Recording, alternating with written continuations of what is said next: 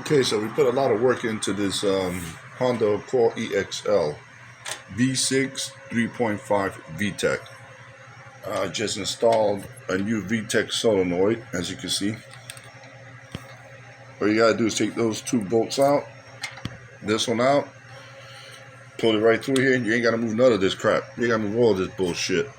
None of this stuff, man. Just pop it out, push it back, pop it off this way, and it's out, man.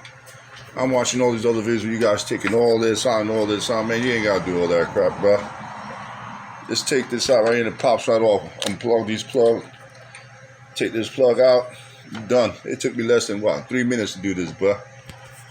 So anyway, we put a lot of new parts in this car. New injectors, new coil packs, new gaskets, new manifold gaskets, new injectors, O-ring injectors. We were about ready to start it. It was missing. The computer said it needed in some injectors.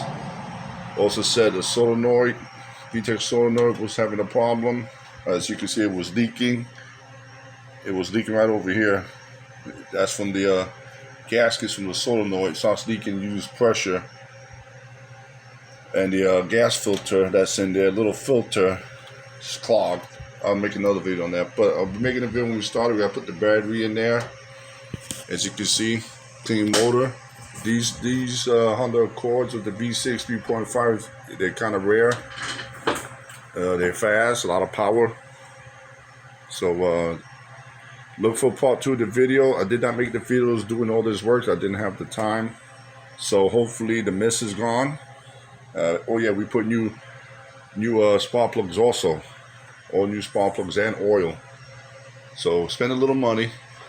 And hopefully the mist is gone.